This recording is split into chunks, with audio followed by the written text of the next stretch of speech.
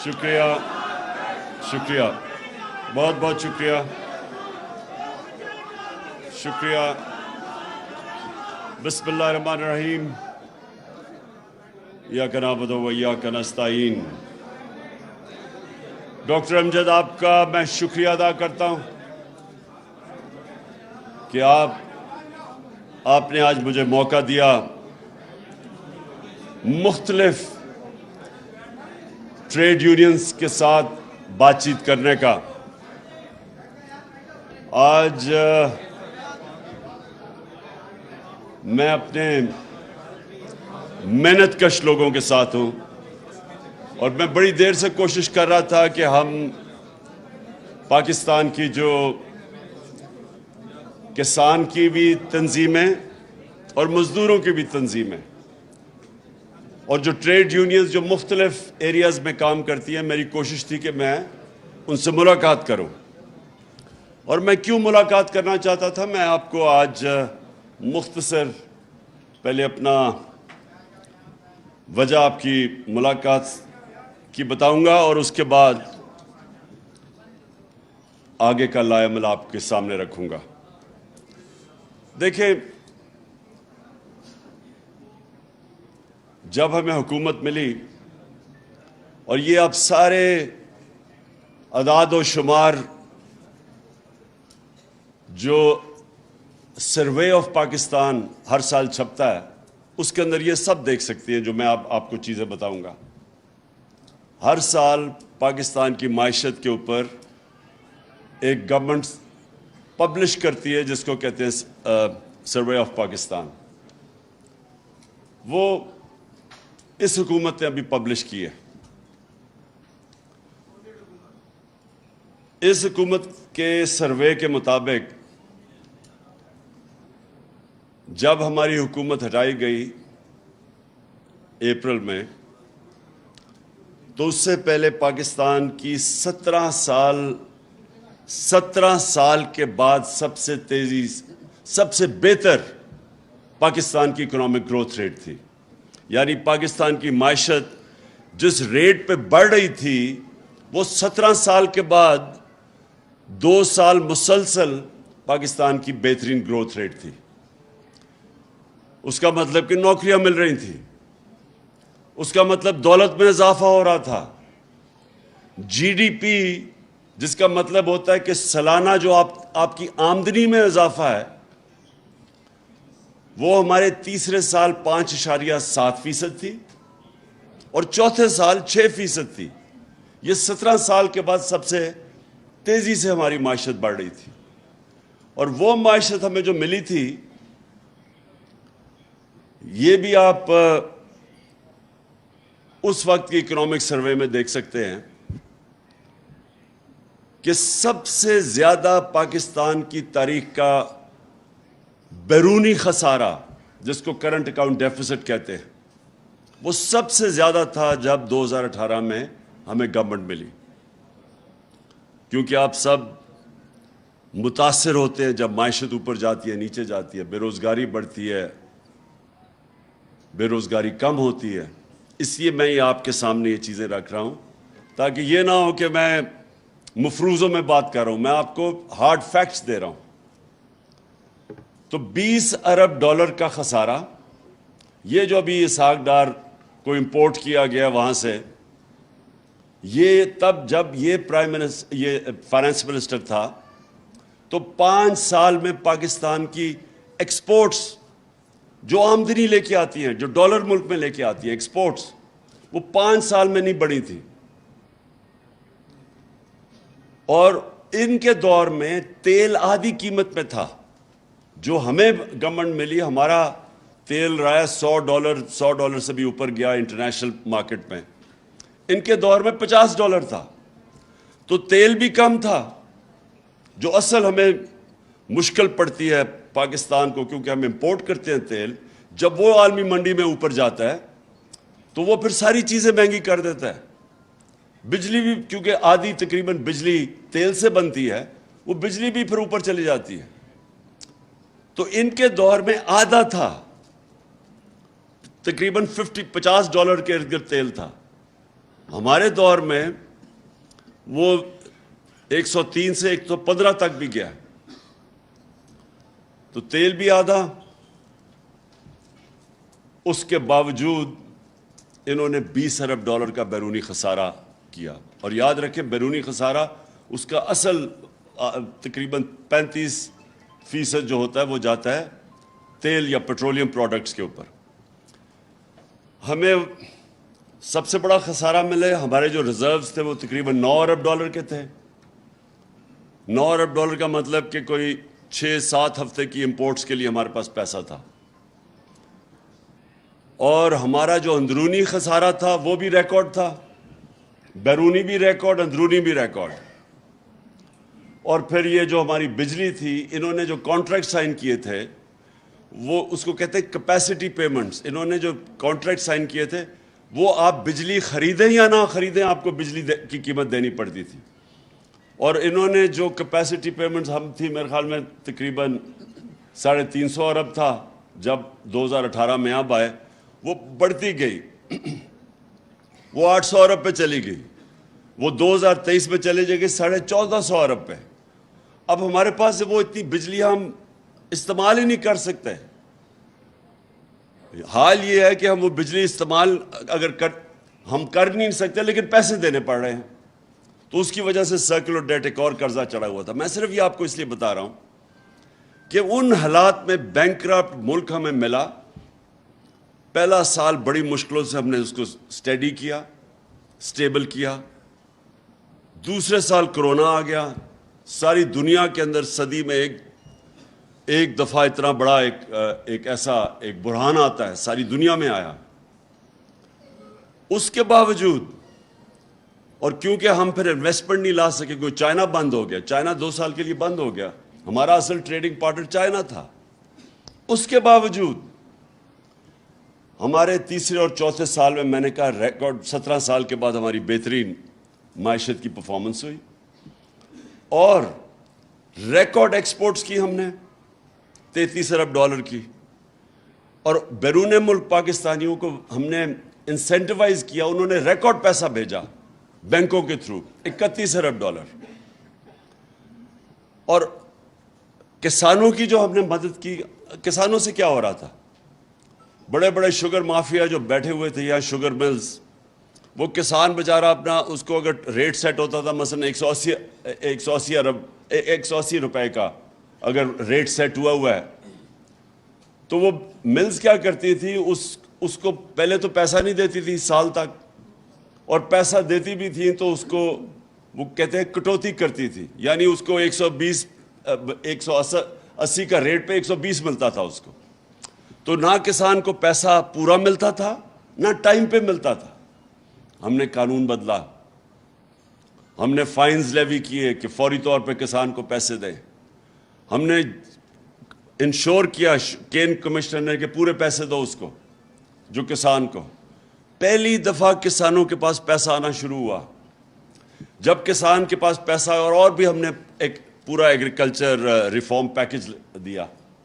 اس سے کیا ہوا, جب کسان کے پاس پیسہ آنا شروع ہوا اسے اپنی زمین پہ لگایا.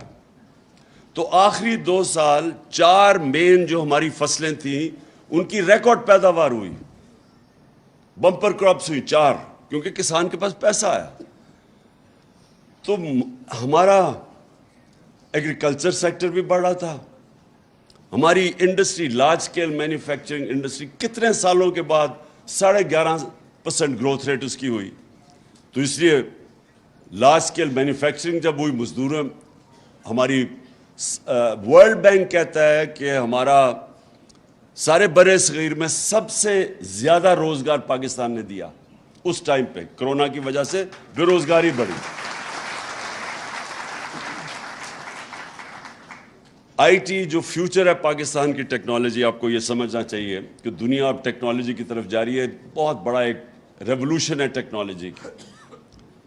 تو ٹیکنالوجی میں ہم بالکل ہی ہم آگے بڑھ نہیں رہے تھے. ہندوستان جس نے 2000 میں اس کی $1 ارب ایکسپورٹ تھی ٹیکنالوجی کی, آئی ٹی کی, اس کی آج 140 ارب ڈالر ایکسپورٹ ہے. تو پاکستان کی وہیں پھنسی ہوتی ہے. تو ہم 75% ہم نے اپنی ایکسپورٹس انکریز کی آئی ٹی, کیونکہ ہم نے ان کی اس سیکٹر کی بھی مدد کی. پھر اسمال اور میڈیم انڈسٹری جدھر سب سے زیادہ روزگار ملتا ہے, ان کے لیے ہم پورا انسینٹیوائز, ان کی ریگولیشن کم کر رہے تھے جو رکاوٹیں تھیں, ایز آف ڈوئنگ بزنس جس کو کہتے ہیں, تاکہ روزگار ملے لوگوں کو. اس وقت جب ملک اوپر جا رہا تھا, اس کی ہمیں جب موڈیز, یہ جو ایک انٹرنیشنل کریڈٹ ایجنسیز ہوتی ہیں جو فیصلہ کرتی ہیں کہ ملک کی معیشت کی کیا حالات ہیں, اس کے مطابق آپ کو گریڈ کرتی ہیں B-, B+. تو ہم جب آئے تھے موڈیز میں بھی B- تھی, وہ ہم نے اس کو سٹیبل کروایا. ہمارا فیٹف کے اندر گرے لسٹ پہ تھے, وہ ہماری کاوشوں سے وہ ہم فیٹف کی گرے لسٹ سے نکلے, کیونکہ یہ سب نقصان کرتی ہے اپنی معیشت کو. اس کے بعد میں یہ بتا رہا ہوں کہ یہ ہم نے یہ جو بات کرتے ہیں نا کہ پاکستان کا بڑا برا حال تھا جب انہوں نے اکانومی سنبھالی ہے, تو اس کے علاوہ ہم نے 3 بڑی ڈیمز شروع کی پاکستان میں 50 سال کے بعد.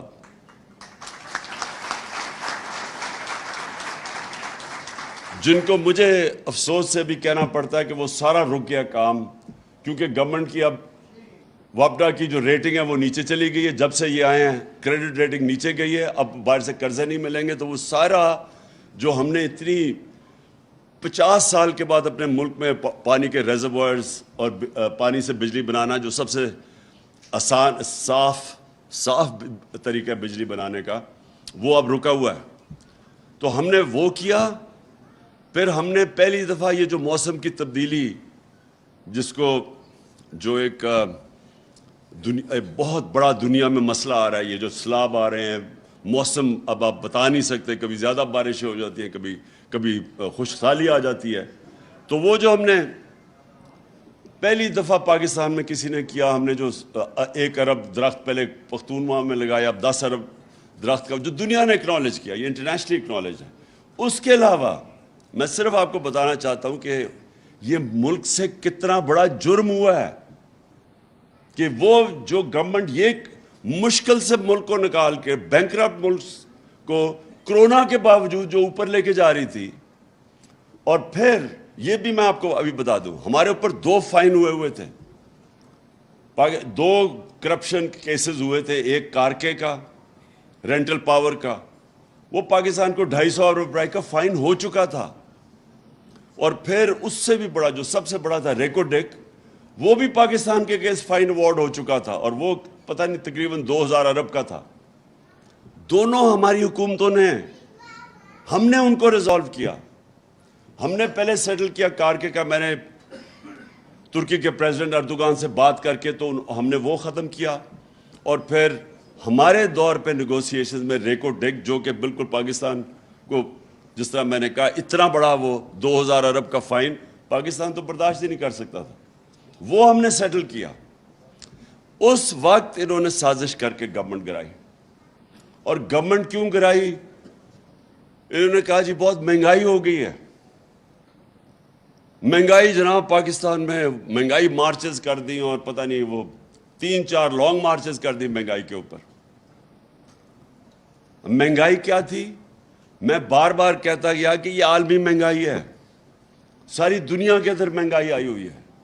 اور اس کے باوجود پاکستان دنیا میں سب سے سستا ملک تھا. ہم نے جو ڈیزل اور پٹرول ہم نے نیچے رکھا ہوا تھا. ہم پہلا ملک تھے جس نے سبسڈائز کیا. ہم نے اور جگہ سے پیسے نکالے اپنے ڈیولپمنٹ فنڈ سے. ہم نے ریکارڈ ٹیکس اکٹھا کیا, اس ٹیکس سے ہم نے اس کو سبسڈائز, جو ہمیں فگرز دی ہوئی تھی. ہم بھی IMF کے پروگرام میں تھے. یہ کہتے ہیں نا جی IMF کی وجہ سے سارے مسئلے ہوئے ہیں. ہم تو IMF کے ساتھ 2.5 سال تھے, ہم بھی IMF کے پروگرام میں تھے. اس کے باوجود ہم نے پٹرول اور ڈیزل سارے بر صغیر میں سب سے سستا پاکستان میں تھا. ہم نے سبسڈائز کیا ہوا تھا. ہم نے بجلی 16 روپے یونٹ تھی, ہم نے اس کے اوپر بھی 5 روپے سبسڈی دی ہوئی تھی. تو انہوں نے کیا کیا, کہا کہ جناب یہ مہنگائی روکنے کے لیے آئے ہیں. 50 سال میں آج سب سے زیادہ مہنگائی ہے پچھلے 5 مہینوں میں. 50 سال میں اتنی مہنگائی نہیں ہوئی. سارے مہنگائی کے ریکارڈ ٹوٹ گئے ہیں. اور تو اور چھوٹے جو سیدھی آٹا جو عام آدمی کا وہ دگنی ہو گئی ہے اس کی قیمت. 100 روپے کلو سے اوپر چلا گیا. چاول دگنے ہو گئے ہیں. جو پٹرول اور ڈیزل ہمارے زمانے میں تھے اب تو عالمی منڈی میں تیل نیچے آ چکا ہے. ہمارے زمانے میں 103 ارب سے 110 پہ گیا ہے. وہ نیچے آ کے اب وہ آ گیا $90 کے اوپر. اس کے باوجود 250 روپے کا لیٹر ہو گیا ڈیزل جو ہر چیز متاثر کرتا ہے اور پٹرول. اور روپیہ گرنا شروع ہوا. جس دن انہوں نے عدم اعتماد کی تھی تو 178 روپے کا ڈالر تھا. آج پتہ نہیں کتنے 240 پہ جا کے اب پتہ نہیں 230 پہ یہ کتنا بھی ہے. تو میں یہ سوال پوچھتا ہوں کہ یہ کس نے یہ سازش کی, کیوں کی, کیا مقصد تھا اس کا, اس سے کیا سب کے سامنے ہے کہ اب پاکستان کو بجائے نقصان ہونے کہ پاکستان کی تو ساری موڈنگز کی جو ریٹنگ ہے جو وہ گر کے وہ کون سی چلی گئی یعنی سی جو کہ یعنی تقریباً سب سے نیچے چلی گئی ہے. ہمارے 5 بینکوں کی ریٹنگز نیچے چلی گئی ہے, انٹرنیشنل کریڈٹ ریٹنگز. اور پھر سے میں نے کہا 50 سال میں سب سے زیادہ مہنگائی ہے. اور جو گروتھ ریٹ 6% پہ تھی یہ کہہ رہے ہیں 2% پہ, لوگ کہہ رہے ہیں اس سے بھی اب نیچے جانے والی ہے. انڈسٹری جو کہ فیصل آباد کے اندر ٹیکسٹائل کے اندر مزدور نہیں مل رہے تھے, ٹیکسٹائل کے مزدور نہیں مل رہے تھے فیصل آباد میں, باہر سے لے کے آ رہے تھے. آج وہاں 20% انڈسٹری بند ہو گئی ہے. تو میرا پوائنٹ یہ ہے کہ آج ہم اپنے آپ سے سوال پوچھیں کہ یہ کیا وجہ تھی. اور 2 وجوہات تھی. جو بیرونی سازش تھی ان کی تو بڑی سمپل تھی کہ وہ چاہتے ہیں کہ پاکستان میں ایک ایسا حکمران ہو جس کو وہ پتلا ہو, جو حکم کرے وہ کر دے. اگر وہ کہے جی ہماری جنگ میں شامل ہو جاؤ تو ہم 80,000 اپنے لوگ بھی قربان کر دیں ان کے لیے. وہ کہے جی روس سے تم نے سستا تیل نہیں لینا تو ہم کہیں جی ہاں جی جو آپ کہتے ہیں ہم تیل ہی لیتے ہیں. ہندوستان 40% کم قیمت پہ تیل لے رہا ہے روس سے, لیکن ہمیں اجازت نہیں ہے کیونکہ ہم غلام ہیں یہاں. اور وہ کیوں غلام ہیں, ان کے پیسے باہر پڑے ہوئے ہیں. یہ ایک چیز یاد رکھنا, اگر آج میرے بھی پیسے ملک سے باہر پڑے ہوتے تو میرے میں جرت نہ ہوتی ایبسولوٹلی ناٹ کہنے کی.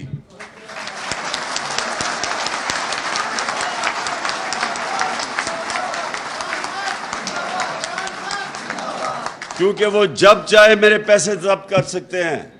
جب سے وہ روس اور یوکرین کی لڑائی ہے انہوں نے روسیوں کے پراپرٹیز اثاثے ضبط کرنے شروع کر دیے ہیں. تو ان کو بھی ڈر تھا کیونکہ ان کے تو یہاں تو کچھ بھی نہیں ان کا پیسہ جو ان کے ملک سے باہر یہ لے کے گئے ہوئے 30 سال میں. ان کو ایسے لوگ چاہیے تھے. اور ان کو کیا چاہیے تھا, ان کے اربوں روپے کے کرپشن کے کیسز تھے. شہباز شریف پکڑا جانے والا تھا اس کے اور اس کے بیٹے نے جیلوں میں جانا تھا FIA کے کیس میں, جو مقصود چپڑاسی جدھر 4.25 ارب روپیہ چپڑاسیوں کے نام پہ اور نوکروں کے نام پہ آ رہا تھا, وہ سیدھا کیس میں ان کو سزا ہونے والی تھی. FIA کے اوپر اپنے آدمی بٹھا کے وہ کیس ختم کر رہا ہے. نیب کے اوپر اپنا آدمی اٹھا کے 1100 ارب روپے کے کیسز اب ختم ہو رہے ہیں. 200 کیسز ختم ہو چکے ہیں ان کے. ابھی عدالت میں پتا چلا کہ 200 کیسز نیب کے ختم کروا چکے ہیں اپنے. ٹوٹل جو ان کو جو ورتھ ہے کیسز کی وہ 1100 ارب روپے ہے جو یہ معاف ہوں گے اپنے, جن کو NRO ملے گا. اور یہ جو NRO ہے, یہ جو NRO اب مل رہا ہے, اس سے زیادہ اس ملک سے ظلم نہیں ہو سکتا. کوئی دشمنی نہیں کر سکتا اس ملک سے کہ ایک طرف لوگوں کی کمر توڑ دے مہنگائی میں, ملک کی معیشت نیچے لے آئیں. وہ تو دشمن بھی نہیں کر سکتا. اور ساتھ اربوں روپے کے بڑے بڑے ڈاکوں کے کیسز معاف ہو جائیں اور قانون چینج کر دیں.